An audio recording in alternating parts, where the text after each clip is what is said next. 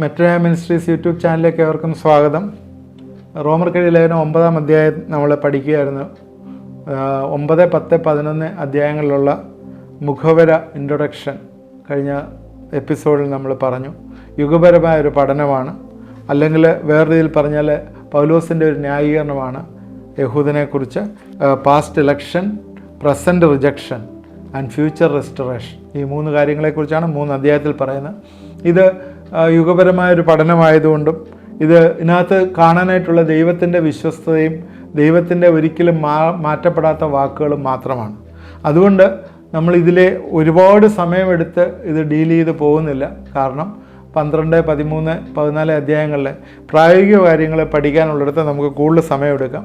എന്നാൽ അതിലെ പ്രധാനപ്പെട്ട ചില ദൂതുകൾ പറഞ്ഞ് ഇത് നമ്മൾ മുമ്പോട്ട് പോകാനായിട്ട് ആഗ്രഹിക്കുന്നത്. എവിടെയെങ്കിലും ദൈവത്തിൻ്റെ ആത്മാവിൻ്റെ ഒരു ലീഡിങ് വരുമ്പോഴേ ചിലപ്പോഴവിടെ അങ്ങ് നിൽക്കും എന്ന് മാത്രമേ ഉള്ളൂ.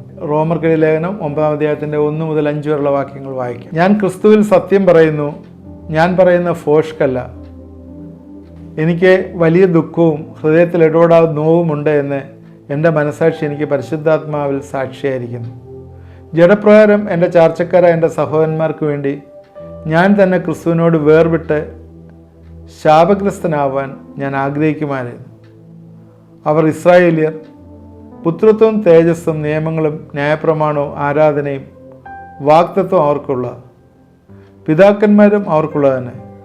ജഡപ്രകാരം ക്രിസ്തു അവരിൽ നിന്നല്ലോ ഉത്ഭവിച്ചത്. അവൻ സർവ്വത്തിനും മീതെ ദൈവമായി എന്നേക്കും വാഴ്ത്തപ്പെട്ടു.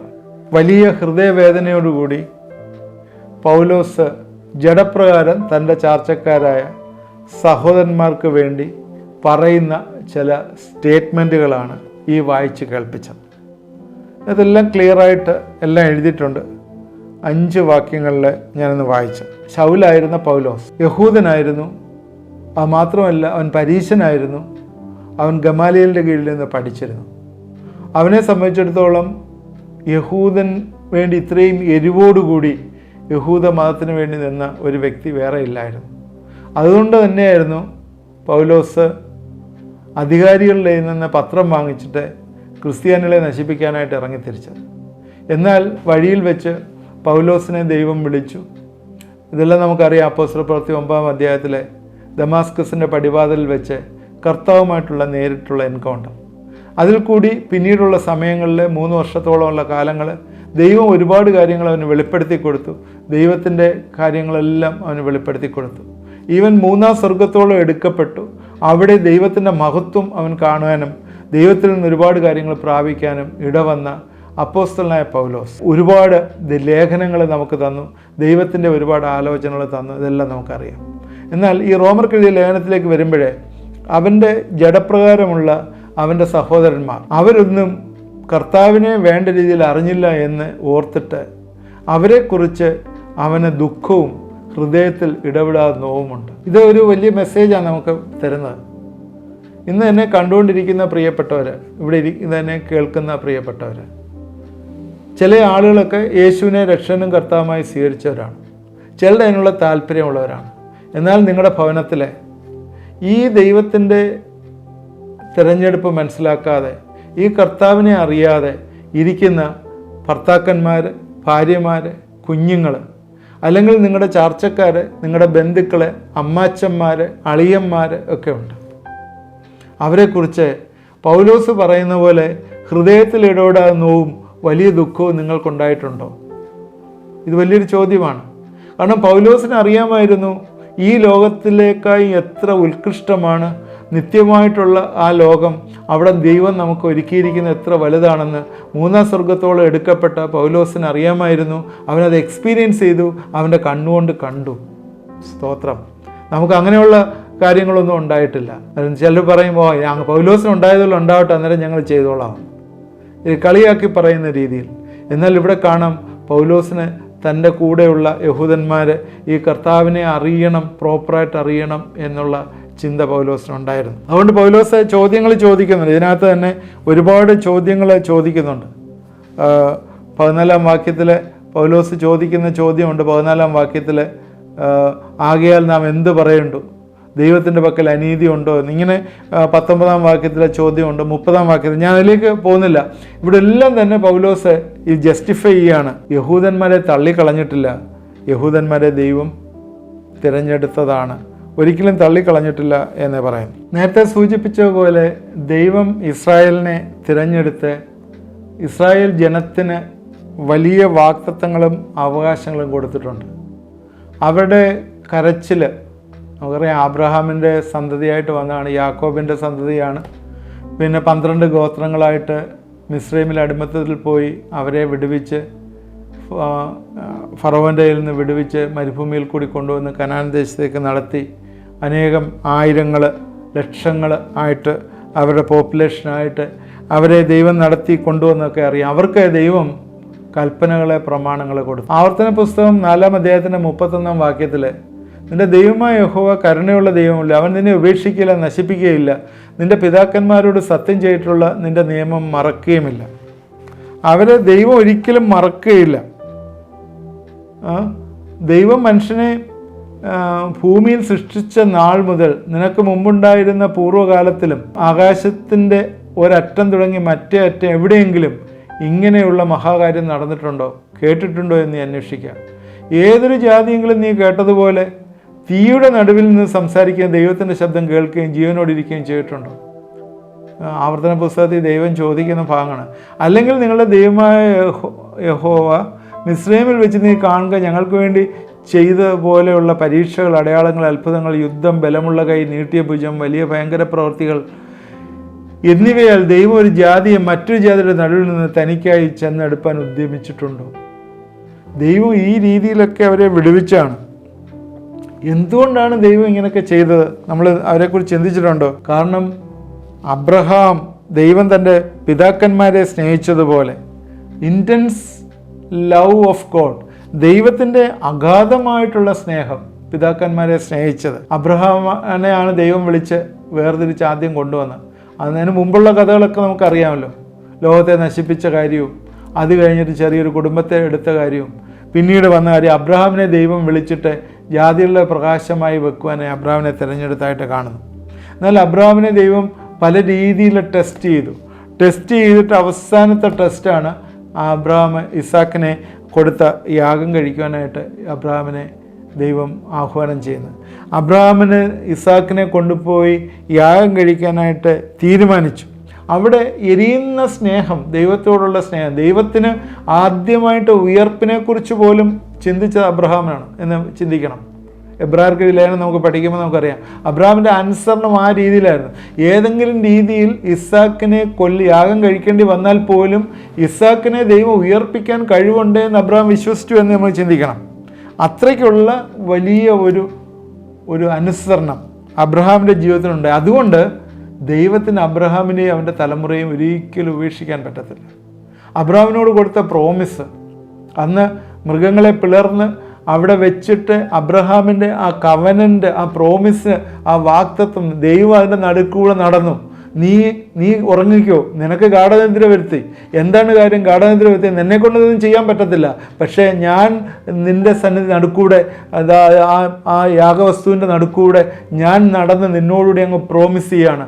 ഞാൻ പറഞ്ഞ പ്രോമിസിൽ നിന്ന് ഒരിക്കലും ഞാൻ മാറുകയില്ല എന്ന് പറഞ്ഞ് ദൈവത്തിൻ്റെ എരിയുന്ന സ്നേഹം അവിടെ വെളിപ്പെട്ടതാണ്. ദൈവം ഇസ്രായേലിന് ഭൗമികമായിട്ടുള്ള അനുഗ്രഹങ്ങൾ ധാരാളം കൊടുത്തു. അവിടെ പറയുന്ന ഞാൻ നിൻ്റെ മക്കളെയും മക്കളുടെ മക്കളെയും ഒക്കെ അനുഗ്രഹിക്കും. ഒത്തിരി കണ്ടീഷൻ പറയും. നീ തലയായിരിക്കും, നീ ഒരിക്കലും വാലില്ല, നീ പോകുന്നിടത്തെല്ലാം അനുഗ്രഹിക്കപ്പെടും, നീ ചെയ്യുന്നതിലെല്ലാം അനുഗ്രഹിക്കപ്പെടും, നീ എല്ലാവർക്കും ഒരു അനുഗ്രഹ പാത്രമായിരിക്കും എല്ലാം പറഞ്ഞ് പല ക്ലോസസ് അതിൻ്റെ കൂടെ ചേർത്ത് പറഞ്ഞു, പല കണ്ടീഷണലായിട്ട് പലതും പറഞ്ഞു എന്ന് ഭൗമികമായിട്ടുള്ള ഒരുപാട് അനുഗ്രഹങ്ങൾ അന്ന് പറയുകയായിരുന്നു. എന്നാൽ അതിൻ്റെ ഒരു ഫുൾഫിൽമെൻറ്റ് ഇതുവരെയും ആകാൻ പറ്റിയിട്ടില്ല. അത് നമ്മൾ ശ്രദ്ധിക്കണം. അതുകൊണ്ടാണ് 11-ാം അധ്യായം നമ്മൾ പഠിക്കാൻ നേരത്ത് ഇസ്രായേലിൻ്റെ ഫ്യൂച്ചർ റെസ്റ്റോറേഷനകത്ത് ഈ അനുഗ്രഹങ്ങളെല്ലാം വരാനായിട്ടുള്ള സാധ്യത അവിടെ കാണുന്നത്. അത് 1000 ആണ്ട് വാഴ്ചക്കാലത്ത് ഇതെല്ലാം ദൈവം നടത്തിയെടുക്കുന്നതായിട്ട് നമ്മളെ കാണുന്നു. എന്നാൽ സഭയ്ക്ക് കൊടുത്തിരിക്കുന്നതിൽ നിന്ന് വ്യത്യസ്തമാണ്. പ്രത്യേകിച്ച് മനസ്സിലാക്കണം. ഇതിൻ്റെ ഇടയ്ക്ക് ഇസ്രായേലിനൊരു താൽക്കാലിക ഭ്രംശം വന്നു. ജാതികളുടെ ഇടയിലേക്ക് സുവിശേഷം വന്നു. ജാതികൾ വീണ്ടെടുപ്പിൽ കൂടി യേശുവിൻ്റെ ശരീരത്തിൻ്റെ ഭാഗമായി തീർന്നു. സഭയ്ക്ക് കൊടുത്തിരിക്കുന്നത് ഭൗതിക നന്മകളല്ല, സ്വർഗീയ അനുഗ്രഹങ്ങളാണ്. അതാണ് പരിശുദ്ധാത്മാവിൽ സന്തോഷം എന്ന് പറയുന്നത്, ഭക്ഷണവും പാനീയവുമല്ല. അതുകൊണ്ട് നമ്മൾ മനസ്സിലാക്കേണ്ട കാര്യം എറ്റേണലായിട്ട് ദൈവവുമായിട്ട് ചേർന്നിരിക്കുന്ന അനുഭവം, അതാണ് സഭയ്ക്ക് കൊടുത്തിരിക്കുന്നത്. ഈവൻ 1000 ആണ്ട് വാഴ്ചക്കാലത്ത് പോലും യഹൂദന്മാരെക്കായും ഉപരിയായിട്ടുള്ള പൊസിഷനിലാണ് ജെൻറ്റൈൽസായിട്ടുള്ള നിങ്ങളെയും എന്നെയും ദൈവം ഏറ്റെടുത്ത് വെച്ചിരിക്കുന്നത്. പ്രത്യേകിച്ച് അത് ശ്രദ്ധിക്കണം. അതുകൊണ്ട് ധാരാളം വാഗ്ദത്തങ്ങൾ കൊടുത്തു. പൗലോസ് അത് പറയുന്നുണ്ട്, അതൊന്നും ഫുൾഫിൽ ചെയ്തിട്ടില്ല. അപ്പോസ്തല പ്രവൃത്തി 15-ാം അധ്യായത്തിൻ്റെ 12 തൊട്ട് 13, 16 വാക്യങ്ങളിലൊക്കെ പ്രസംഗങ്ങൾ പറയുന്നതെല്ലാമാണ്. സുവിശേഷം ആദ്യം പറഞ്ഞത് യഹൂദന്മാരോടാണ്. ആദ്യം സുവിശേഷം പറഞ്ഞത് യഹൂദന്മാരോടാണ്. യഹൂദന്മാർ ദൈവത്തെ അറിയണം, അവർ ദൈവത്തിൻ്റെ ജനമായി തീരണം, ഹൃദയപരിച്ഛേദനയാണ് വേണ്ടത്, ഹൃദയത്തിൽ യേശുവിനെ സ്വീകരിക്കണം, യേശുവിൽ കൂടിയുള്ള രക്ഷാമാർഗമൊക്കെ അവരോട് പറഞ്ഞു. എന്നാൽ അവർ അത് ചിലരൊക്കെ അക്സെപ്റ്റ് ചെയ്തു, ചിലരൊക്കെ റിജക്റ്റ് ചെയ്തു. 8 വർഷം കഴിഞ്ഞിട്ടാണ് പുറജാതിക്കാരനായ കൊർന്നല്യോസിൻ്റെ വീട്ടിലെ പരിശുദ്ധാത്മാവിൻ്റെ പ്രവർത്തനം കാണുകയും പത്രോസ് പോവുകയും ഒക്കെ ചെയ്യുന്നത്. അവിടെ അന്ന് തൊട്ടാണ് ശരിക്കും പറഞ്ഞാൽ ജെൻറ്റൈൽസിനിടയിലുള്ള പ്രവർത്തനം ധാരാളമായിട്ട് നമ്മൾ കാണുന്നത്. അതുകൊണ്ട് ആദ്യം പ്രവർത്തിച്ചതെല്ലാം യഹൂദൻ്റെ കൂടാണ്. അതുകൊണ്ടാണ് ഇവിടെ പൗലോസ് പറയുന്നത് യഹൂദനെക്കുറിച്ചുള്ള വലിയ ഹൃദയവേദന പറയുന്നത്. ഭൂതകാലത്ത് ദൈവം യഹൂദനോട് ഇടപെട്ടതുപോലെ ഇന്ന് ദൈവം യഹൂദനോട് ഇടപെടുന്നില്ല. കാരണം യഹൂദന് അംശമായിട്ട് ഭ്രംശം വന്നിരിക്കുകയാണ്. യഹൂദനോട് ഇന്ന് ഇടപെടുന്നില്ല. സഭ ഇന്ന് ജാതീയമായ ആളുകളെ സഭയോട് ചേർത്തുകൊണ്ടിരിക്കുകയാണ്. അനേകം ജാതികൾ കർത്താവിനെ അറിഞ്ഞ് സഭയോട് ചേർത്തുകൊണ്ടിരിക്കുക. യഹൂദനോട് ഇന്ന് ഇടപെടുന്നത്, ദൈവം ഇടപെടുന്നത് രാഷ്ട്രീയമായിട്ട് മാത്രമേ ഇടപെടുന്നുള്ളൂ. രാഷ്ട്രീയമായിട്ടുള്ള ഇടപാടുകൾ നടക്കുന്നുണ്ട്. അതിൻ്റെ കാര്യങ്ങളാണ് ഇപ്പം നടന്നുകൊണ്ടിരിക്കുന്നത്. നമുക്കറിയാം, അവരുടെ ബൗണ്ടറീസ് വലുതായിക്കൊണ്ടിരിക്കുന്നതും കാര്യങ്ങളൊക്കെ രാഷ്ട്രീയമായിട്ട് ഇടപെട്ടുകൊണ്ടിരിക്കുന്ന കാര്യങ്ങളാണ്. ക്രിസ്തു രണ്ടാമത് വരുമ്പോൾ എന്ന് പറഞ്ഞാൽ സഭയുടെ പണി പൂർത്തീകരിച്ചതിന് ശേഷമാണ് ഇനിയും ഫർദറായിട്ട് യഹൂദനോട് ഇടപെടാൻ പോകുന്നത്. ഇതുവരെയും സഭയ്ക്ക് ഇപ്പോഴുള്ള സഭയുടെ കാലമാണ്. അതുകൊണ്ട് ഈ സമയത്ത് ജെൻറ്റൈൽസിൻ്റെ ഒരു കാലഘട്ടമാണ്. കാരണം ഏറ്റവും കൂടുതൽ ആളുകളെ സഭയോട് ചേർക്കേണ്ടതായിട്ടൊരു കാലഘട്ടം, അത് നമ്മൾ മനസ്സിലാക്കേണ്ട ഒരു കാലഘട്ടമാണ്. അതുകൊണ്ട് ഈ കാലഘട്ടത്തിലാണ് നമ്മളൊക്കെ ആയിരിക്കുന്നത്. എന്തിനാണ് അനേകം ആളുകളെ ഇന്ന് കർത്താവ് വിരുന്നിന് ക്ഷണിക്കുമ്പോഴേ മാർക്കറ്റ് പ്ലേസിലും പണിസ്ഥലത്തും ഒക്കെ പോയി എല്ലാവരെയും വിരുന്നിലേക്ക് വിളിക്കാനുള്ള വലിയ ഉത്തരവാദിത്വം നമ്മൾക്ക് ദൈവം തന്നിരിക്കുന്നു നമ്മൾ മറന്നു പോരുത്. അതുകൊണ്ട് യഹൂദനെ ഇന്ന് ഇടപെടുന്നില്ല, ദൈവം ഇടപെടുന്നില്ല, സഭയോടാണ് ഇന്ന് ഇടപെടുന്നത്. അതുകൊണ്ട് ഇന്ന് പരിശുദ്ധാത്മാവ് കൃപയിൽ നമ്മളെ നിലനിർത്തിയിട്ടുണ്ടെങ്കിൽ നമ്മളെല്ലാവരും തന്നെ അത് റിയലൈസ് ചെയ്യുകയും ഈ നാളുകളിൽ സഭയിലേക്ക് ജനങ്ങളെ കൂട്ടുകയും ചെയ്യേണ്ട വലിയ ഉത്തരവാദിത്വമുണ്ട്. ഒരിക്കൽ യഹൂദനോട് ദൈവം പറഞ്ഞിരുന്നു, യഹോവയുടെ പ്രകാശം ജാതികളുടെ ഇടയിൽ എത്തണം എന്ന്. അതിൽ യഹൂദൻ ഫെയിലായിപ്പോയി, യഹൂദൻ ചിതറിപ്പോയി. എന്നാൽ രാഷ്ട്രീയപരമായി യഹൂദൻ ഇന്ന് ഒത്തുകൊണ്ടേയിരിക്കുകയാണ്. എന്നാൽ ആ സമയത്ത് ജാതികളുടെ ദൈവം നേരിട്ടിടപെട്ട് ജാതികൾക്ക് പ്രകാശം കൊടുക്കുകയാണ്. എന്നാൽ ആ ജാതികളുടെ പ്രകാശം ഇന്ന് കുറച്ച് നാളത്തേക്കേ ഉള്ളൂ. ഇത് നമ്മൾ ചെയ്യാനായിട്ട് ഏറ്റവും ഇമ്പോർട്ടൻ്റ് ആയിട്ടുള്ളൊരു സമയമാണ് ഇപ്പോഴേ. അത് ചെയ്യണം. കാരണം ഇരുട്ടിൻ്റെ പ്രവൃത്തി ഏറ്റവും കൂടി വർദ്ധിച്ചു വരികയാണ്. നമുക്ക് വെളിച്ചമുള്ളിടത്തോളം വെളിച്ചത്തിൻ്റെ പ്രവൃത്തി ചെയ്യുക. ഇരുട്ട് വന്നു കഴിഞ്ഞാൽ നമുക്ക് ആർക്കും ചെയ്യാൻ വയ്യാത്ത ഒരു സമയം, ഇരുട്ടിൻ്റെ കാലം വന്നു കഴിഞ്ഞാൽ ആർക്കും അവൻ്റെ പ്രവൃത്തി ചെയ്യാൻ വയ്യാത്തൊരു കാലം വരുന്നു എന്ന് യേശുക്രിസ്തു തന്നെ പറഞ്ഞു. അതുകൊണ്ട് നമ്മൾ ഏറ്റവും കൂടുതൽ ഈ ദിവസം ചെയ്യുക. ഞാൻ ഇൻട്രൊഡക്ഷൻ പറഞ്ഞ പൗലോസിൻ്റെ ഹൃദയത്തിലുള്ള ചിന്തയെക്കുറിച്ചാണ് പറഞ്ഞത്. പൗലോസ് തൻ്റെ ജഡത്തിലുള്ള സഹോദരന്മാരെ നശിച്ചു പോകുന്നത് ചിന്തിച്ച് ഹൃദയത്തിൽ വിഷമിക്കുന്ന കാര്യമാണെന്ന് പറഞ്ഞത്.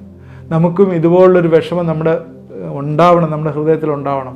എന്തിനാണ്? നമ്മുടെ ഭവനത്തിലുള്ളവർ, നമ്മുടെ ചാർച്ചക്കാരെ, നമ്മുടെ സഹോദരങ്ങളെ ആരും നശിച്ചു പോകാതെ എല്ലാവരും നിത്യജീവൻ പ്രാപിപ്പാനായിട്ട് ദൈവം ആഗ്രഹിക്കുന്നു. തുടർന്ന് നമുക്കിതിനെക്കുറിച്ച് ചിന്തിക്കാം. യഹൂദൻ്റെ ചില ദൈവം കൊടുത്തിരിക്കുന്ന ചില പദവികളെക്കുറിച്ചാണ് ഇനി നമുക്ക് ചിന്തിക്കാനുള്ളത്. അത് നമുക്ക് അടുത്ത എപ്പിസോഡിൽ ചിന്തിക്കാം. ദൈവം നമ്മളെ അനുഗ്രഹിക്കുമാറാകട്ടെ. ദൈവമായ കർത്താവെ, ഇത് കണ്ടുകൊണ്ടിരുന്ന പ്രിയപ്പെട്ടവരെ അനുഗ്രഹിച്ച് പ്രാർത്ഥിക്കുന്നു. ഇസ്രായേലിൻ്റെ തിരഞ്ഞെടുപ്പ്, ദൈവം ഇസ്രായേലിനെ തിരഞ്ഞെടുത്തു, എന്നാൽ അവരത് ഫെയിലായിപ്പോയി എന്ന് കാണുന്നു. കർത്താവെ, അവരെ ഇന്ന് രാഷ്ട്രീയമായിട്ട് മാത്രമേ ദൈവം അവരോട് ഇടപെടുന്നുള്ളൂ.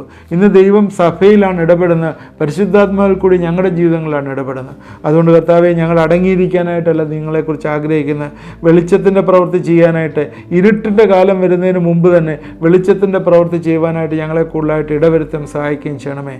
ഇന്ന് ഇത് കേൾക്കുന്ന പ്രിയപ്പെട്ടവരെ, അവരുടെ ഭവനങ്ങളിലൊക്കെ അനേകം ആളുകൾ കർത്താവിൻ്റെ സ്നേഹം അറിയാതെ നഷ്ടപ്പെട്ടുകൊണ്ടിരിക്കുന്നവരെ ഇത് കാണുന്നു. ഞങ്ങൾ അവരെ ദൈവകരങ്ങളിലേക്ക് സമർപ്പിച്ച് പ്രാർത്ഥിക്കുന്നു. ഈ ദിവസങ്ങളിൽ ദൈവത്തിൻ്റെ വെളിച്ചം അവരുടെ ഹൃദയങ്ങളിൽ പ്രകാശിക്കട്ടെ. അവർ കർത്താവിനെ അറിയേണ്ടതുപോലെ അറിയുവാനായിട്ട് കർത്താവെ ഇടവരുത്തണമേ, സഹായിക്കണമേ. ദൈവത്തിൻ്റെ വചനം അവരുടെ ഹൃദയത്തിൽ കർത്താവെ പരിശുദ്ധാത്മാവിൻ്റെ കയ്യാൽ എഴുതപ്പെടുവാനായിട്ട്, ഒരു ട്രാൻസ്ഫോർമേഷൻ, ഒരു രൂപാന്തരം വരുവാനായിട്ട് ഈ ദിവസങ്ങൾ ഇടവരുത്താൻ സഹായിക്കുകയും ചെയ്യണമേ. തലയിലിരുന്നാൽ മാത്രം പോരല്ലോ കർത്താവെ, അത് ഹൃദയത്തിൽ വരികയും ജീവിതത്തെ രൂപാന്തരപ്പെടുത്തുകയും ചെയ്യുന്ന വലിയ അനുഭവങ്ങൾ അവരുടെ ജീവിതത്തിൽ ഉണ്ടാകട്ടെ എന്ന് പ്രാർത്ഥിക്കുന്നു. ഈ കുടുംബങ്ങൾ, എന്നോട് ചേർന്ന് പ്രാർത്ഥിക്കുന്ന കുടുംബങ്ങളിലെ ആരും നശിച്ചു പോകാതെ എല്ലാവരും നിത്യജീവൻ പ്രാപിപ്പാനായിട്ട് ദൈവമേ ഈ ദിവസങ്ങളിൽ നിൻ്റെ ആത്മാവ് പ്രവർത്തിക്കുകയും ഇടവരുത്തുകയും ചെയ്യണമേ. കർത്താവേ, ഈ വലിയ സന്തോഷം മറ്റുള്ളവരോട് ഷെയർ ചെയ്യുവാൻ ദൈവം എന്നെ വിടുവിച്ചു, ദൈവം എന്നെ നടത്തുന്നു, ദൈവം എന്നെ മുമ്പോട്ട് നടത്തുന്നു. എൻ്റെ പ്രയാസങ്ങളിലെ, എൻ്റെ വിഷമതകളിലെ, എൻ്റെ ആവശ്യങ്ങളിലെ ദൈവം മതിയായവനായിട്ട് ഇതുവരെയും നടത്തി. നിങ്ങൾക്കും അങ്ങനെ ആകാമെന്ന് പറയുന്ന വലിയ സാക്ഷ്യം ഈ ഭവനങ്ങളിലൊക്കെ ഉണ്ടാകട്ടെ എന്ന് പ്രാർത്ഥിക്കുന്നു. കൊടുത്തിരിക്കുന്ന ദൈവത്തിൻ്റെ വരങ്ങളെ ജ്വലിപ്പിക്കുവാനായിട്ട് കർത്താവെ അവരെ കുടുംബങ്ങളെ ഇടവരുത്തണമേ, സഹായിക്കണമേ എന്ന് പ്രാർത്ഥിക്കുന്നു. വലിയ ബേർഡനോടുകൂടി കുഞ്ഞുങ്ങൾക്ക് വേണ്ടി പ്രാർത്ഥിക്കുന്ന മാതാപിതാക്കൾ ഇത് കാണുന്നു. കുഞ്ഞുങ്ങളെ കർത്താവെ പല രീതികളിൽ വിട്ടുപോയിരിക്കുന്ന ഭവനങ്ങൾ, പല രീതിയിൽ കുഞ്ഞുങ്ങളുമായിട്ട് കമ്മ്യൂണിക്കേഷൻ ഇല്ലാതിരിക്കുന്ന ഭവനങ്ങൾ, കുഞ്ഞുങ്ങളെ ഒരുപാട് വൈസസിൻ്റെ കീഴിൽ തെറ്റി ഒഴിഞ്ഞുകൊണ്ടിരിക്കുന്ന സാഹചര്യങ്ങളെ കാണുന്നു. ദൈവമേ, ഞങ്ങൾ പ്രാർത്ഥിക്കുന്നു. മാതാപിതാക്കൾ പ്രാർത്ഥിക്കുമ്പോൾ ആ കുഞ്ഞുങ്ങൾ തിരിച്ചു വരുവാനായിട്ട് കർത്താവെ ഇടവരുത്തണമേ, സഹായിക്കണമേ. മുടിയൻ പുത്രൻ തിരിച്ചു വന്ന്, ഞാൻ അപ്പനോടും സ്വർഗത്തോടും പാപം ചെയ്തു, ഇനി നിൻ്റെ മകനെന്ന് വിളിപ്പാൻ ഞാൻ യോഗ്യനല്ല എന്ന് പറഞ്ഞ് അപ്പൻ്റെ സന്തോഷത്തിലേക്ക് തിരികെ പ്രവേശിച്ചതുപോലെ കർത്താവെ അവരെ വന്ന് തിരിച്ച് സന്തോഷത്തിലേക്ക് പ്രവേശിപ്പാൻ ആ കമ്മ്യൂണിക്കേഷനെല്ലാം റിസ്റ്റോർ ചെയ്യപ്പെടട്ടെ എന്ന് പ്രാർത്ഥിക്കുന്നു. എന്നോട് ചേർന്ന് പ്രാർത്ഥിച്ചവരെ അനുഗ്രഹിച്ചിരിക്കുന്നവർക്ക് സ്തോത്രം. ഈ ദിവസങ്ങളിൽ നീ അത്ഭുതം നടത്തി കൊടുക്കാൻ പോകുന്നവർക്ക് സ്തോത്രം. എല്ലാവരെയും ഏൽപ്പിച്ച് പ്രാർത്ഥിക്കുന്നു. യേശുക്രിസ്തുവിൻ്റെ നാമത്തിൽ പ്രാർത്ഥിക്കുന്നു. കേൾക്കണമേ. ആമേൻ. ഇത് കണ്ടുകൊണ്ടിരുന്ന എല്ലാവരും ദൈവം അനുഗ്രഹിക്കട്ടെ.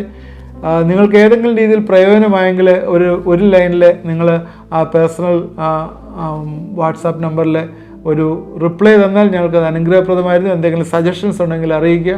അതുപോലെ ഇതിൻ്റെ ലിങ്ക് മറ്റുള്ളവർക്ക് ഷെയർ ചെയ്ത് കൊടുക്കുക. പ്രയർ റിക്വസ്റ്റ് അയച്ചു തന്നാൽ നിങ്ങൾക്ക് വേണ്ടി പ്രാർത്ഥിക്കുന്നതാണ്. ആ വെബ്സൈറ്റ് ഉണ്ട്, വെബ്സൈറ്റിൽ നിങ്ങൾക്ക് വിസിറ്റ് ചെയ്ത് കൂടുതൽ ഡീറ്റെയിൽസ് നിങ്ങൾക്ക് അറിയുകയും അതുപോലെ പോസ്റ്റ് ചെയ്യുകയും ചെയ്യാം. ദൈവം നമ്മളെല്ലാവരെയും അനുഗ്രഹിക്കുമാറാകട്ടെ.